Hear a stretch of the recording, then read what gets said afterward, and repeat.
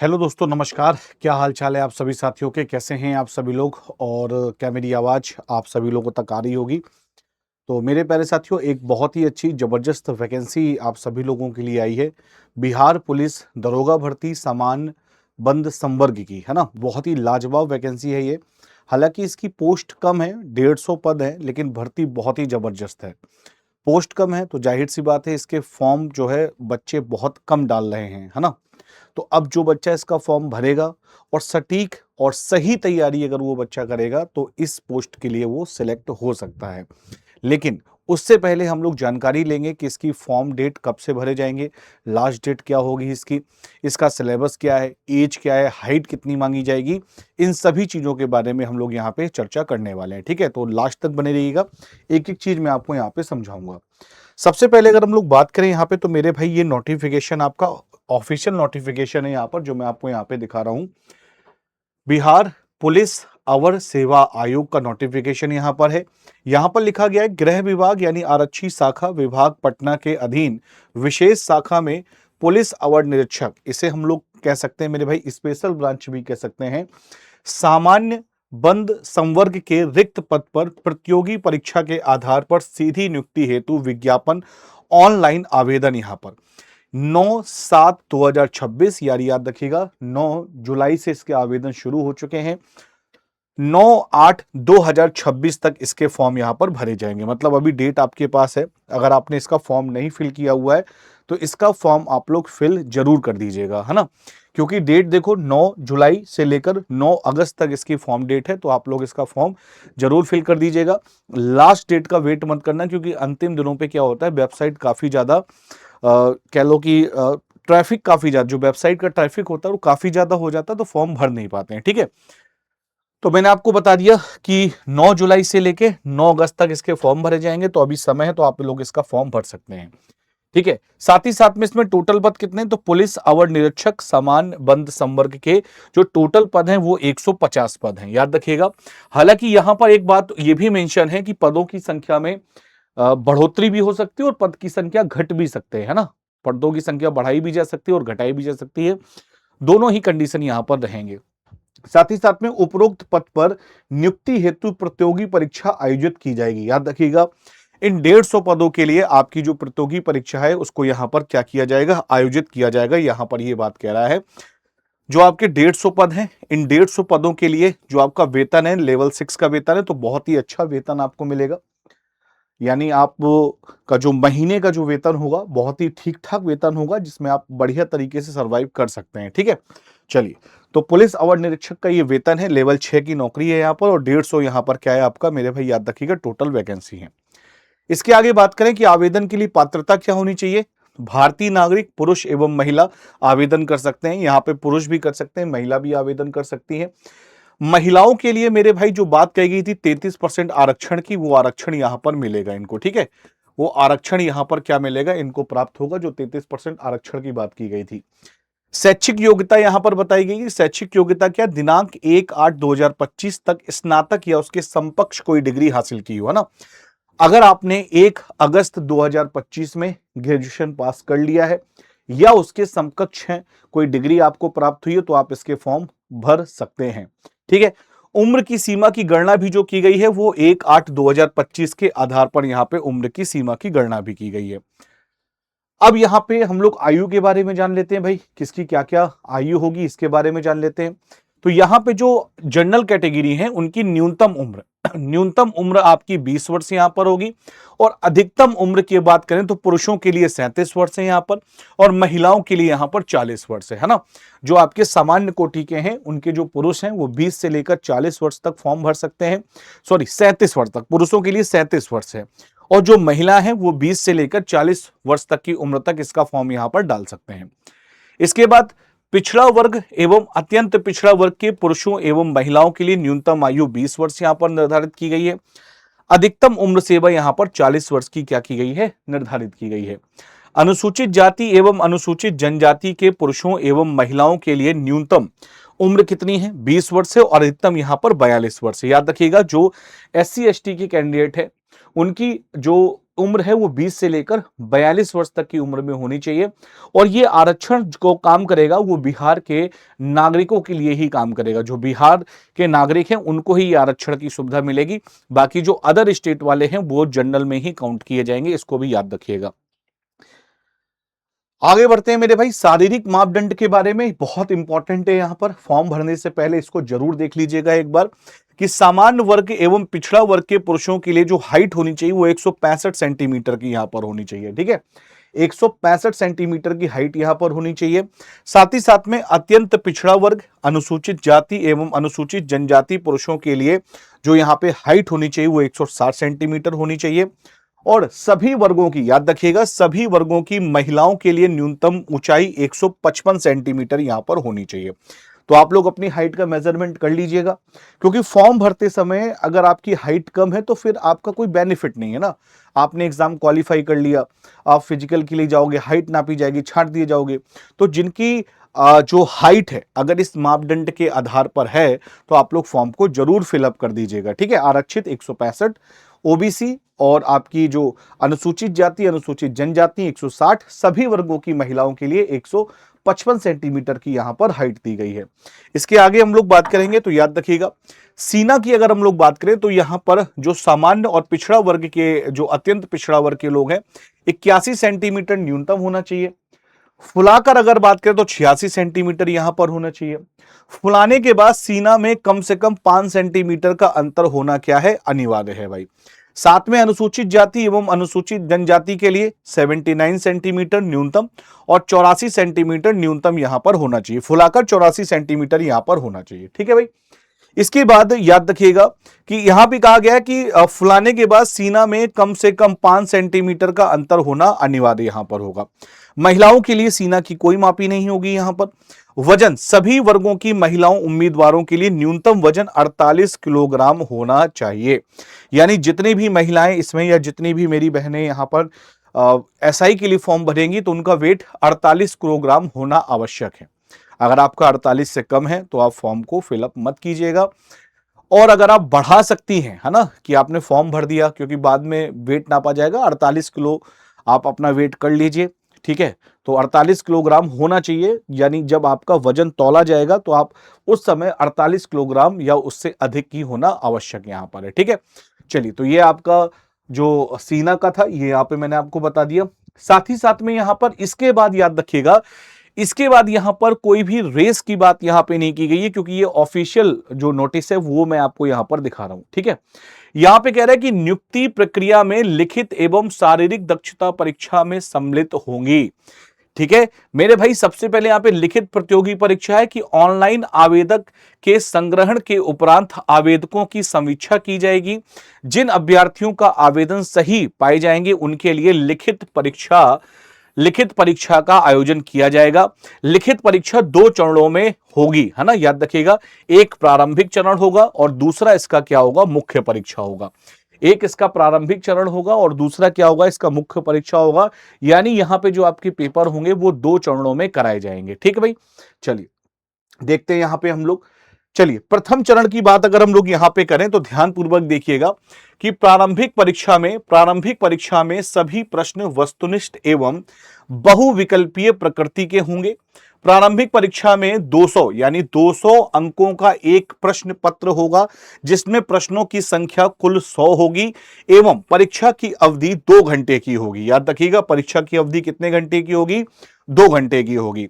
प्रत्येक सही उत्तर के लिए 2 अंक दिए जाएंगे। यहां पर अगर आप सही उत्तर करते हैं तो प्रत्येक प्रश्न के लिए 2 अंक यहां पर दिए जाएंगे। उक्त प्रश्न पत्र में अंग्रेजी, सामान्य ज्ञान, हिंदी भाषा का ज्ञान, तर्क शक्ति, समसामयिकी मुद्दे से संबंधित प्रश्न पूछे जाएंगे।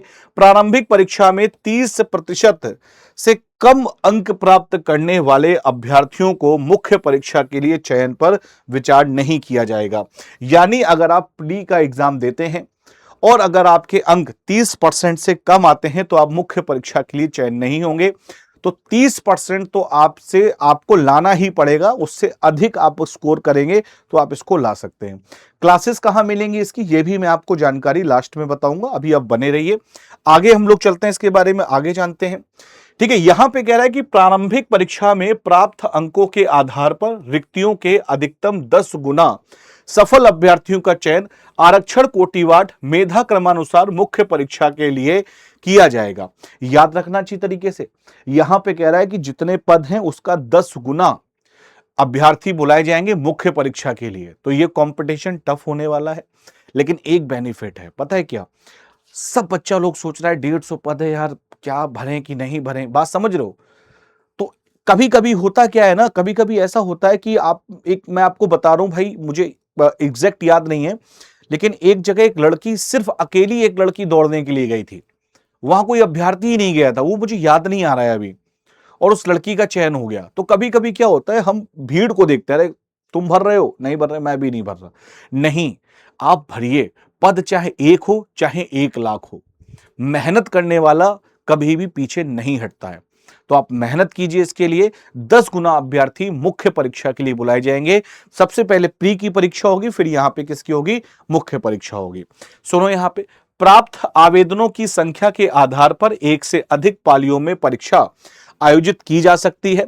बहुसत्रीय या बहु प्रश्न पत्री परीक्षाओं के लिए मूल्यांकन हेतु यहां पे नॉर्मलाइज्ड अंकों की गणना यहां पे इक्वी परसेंटाइल पद्धति मेथड से की जाएगी। यानी अगर बहुत ज्यादा इसके आवेदन आ जाते हैं, तो अगर परीक्षा कई पालियों में होती तो नॉर्मलाइज्ड इसका स्कोर यहां पर किया जाएगा। ठीक है, तो इसको भी याद रखिएगा भाई। ठीक, चलिए, तो इतनी जानकारी हो गई यहां पर। आगे यहां पर जो द्वितीय चरण है यानी मुख्य परीक्षा है, इसमें क्या कह रहा है? कह रहा है कि मुख्य परीक्षा प्रथम चरण में आयोजित प्रारंभिक परीक्षा में सफल अभ्यर्थियों को मुख्य परीक्षा में सम्मिलित होने का अवसर प्रदान किया जाएगा। मुख्य परीक्षा में 2 प्रश्न पत्र होंगे, याद रखिएगा, इसमें आपके 2 प्रश्न पत्र होंगे मुख्य परीक्षा में।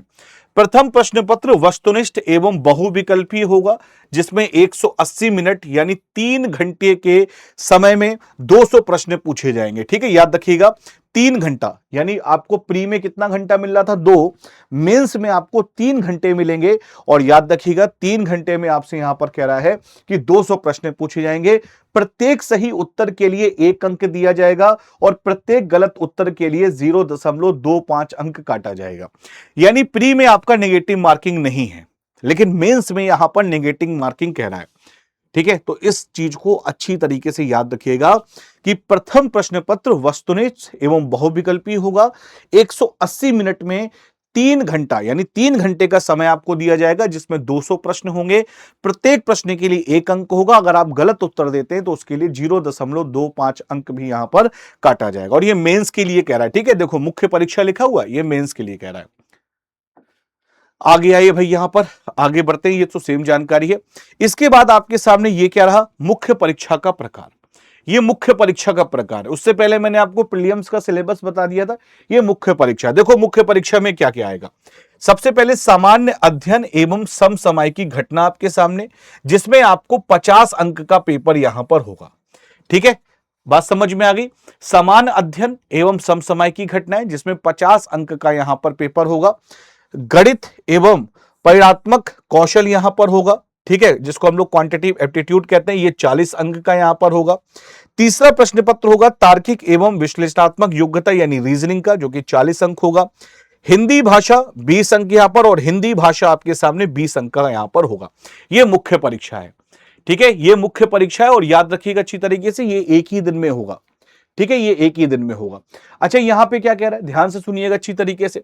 यहां पे कह रहा है द्वितीय प्रश्न पत्र 60 मिनट मतलब 1 घंटे का होगा। इसका पूर्णांक 50 अंकों का होगा। परीक्षा का विषय एवं प्रकार नीचे दिए गए तालिका के अनुसार होगा, जो मैंने आपको यहां पर बता दिया है भाई। ठीक है, जो यहां पर मैंने आपको बता दिया है, बात समझ में आ गई? ये बहुत इंपॉर्टेंट है भाई, इस चीज को आप लोग याद रखिएगा। इसके बाद अगर हम लोग बात करें तो बिहार के सामान्य ज्ञान यहां पे 30 अंक के लिए होगा, और प्रत्येक गलत उत्तर के लिए 0.25 अंक यहां पर काटा जाएगा। इसके बाद जो आपका द्वितीय प्रश्न पत्र है, जो कि 50 अंकों का यहां पर है। हिंदी निबंध 15 अंक है, अंग्रेजी निबंध 15 अंक है, और अंग्रेजी यानी आप कह लो अंग्रेजी संक्षेपण जिसे हम लोग कहते हैं, प्रेसेस कहते हैं, वो 10 अंकों का हो जाएगा। हिंदी से अंग्रेजी अनुवाद करना, हिंदी से अंग्रेजी अनुवाद आपका 10 अंक का हो जाएगा। ये 1 घंटे का पेपर होगा, और इसमें आपको 50 अंक क्या करने होंगे? 50 अंक यहां पर आपको मिलेंगे। यहां पे लिखा गया विषय निष्ठ लिखित परीक्षा, यानी जो द्वितीय प्रश्न पत्र होगा ये लिखित परीक्षा के आधार पर होगा। हालांकि देखा जाए तो इसका सिलेबस तो बहुत ज्यादा टफ है भाई, है ना, बिल्कुल टफ है, मैं तो कह रहा हूं भाई। ये तो क्योंकि अब देखो, याद रखिए अच्छी तरीके से कि पेपर कोई भी आसान होता है, नहीं होता है।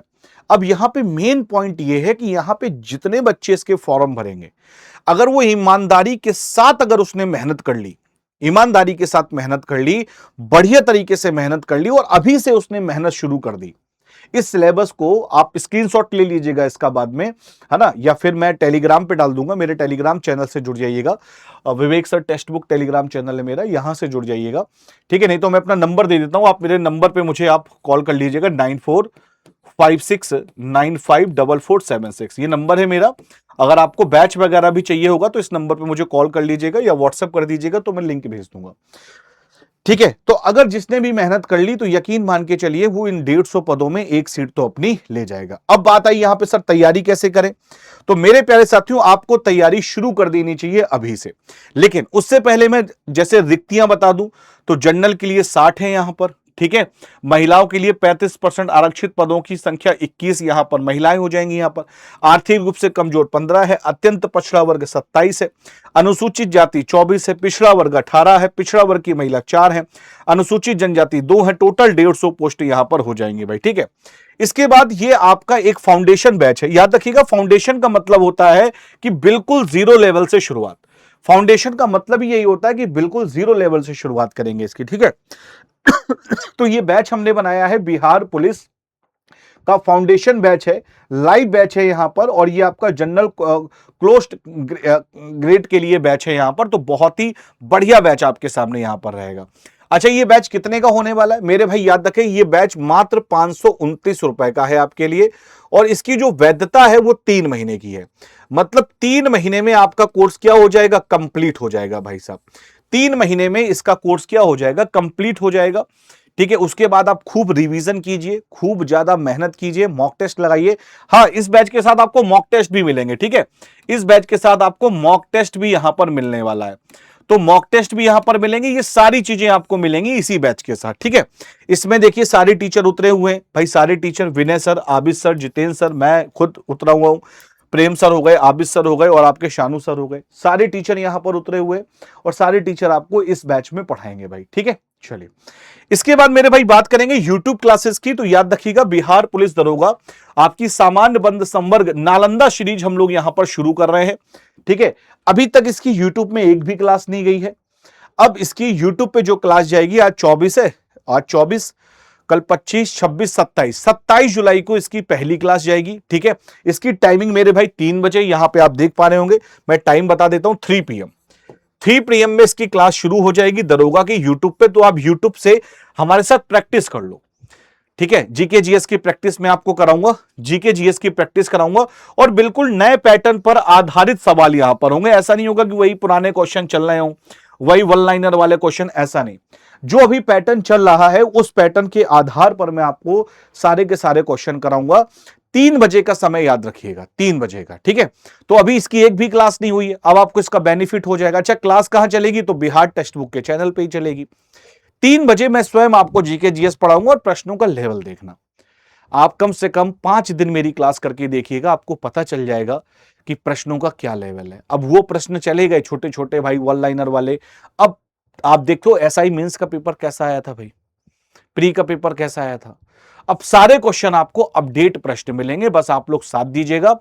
और जो एसआई की तैयारी कर रहे हैं वो भी इस क्लास को देख सकते हैं, जो बंद संवर्ग की तैयारी कर रहे हैं वो तो देखेंगे, साथ ही साथ में जो एसआई की तैयारी कर रहे हैं वो भी इस क्लास को देख सकते हैं भाई, ठीक है।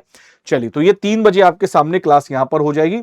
अच्छा, जिसको भी इस बैच से जुड़ना है, जिसको भी इस बैच से जुड़ना है, तो वो मुझे नंबर पे व्हाट्सएप कर देगा भाई, ठीक है। मैं अपना नंबर लिख देता हूं आपको यहां पे, 9456954476।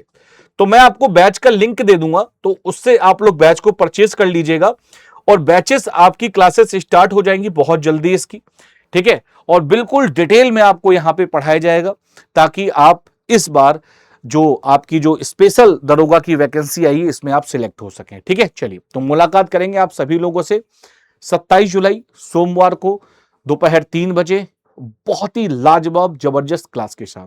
तो आज के लिए इतना ही, thank you so much, bye bye, take care, Radhe Radhe भाई।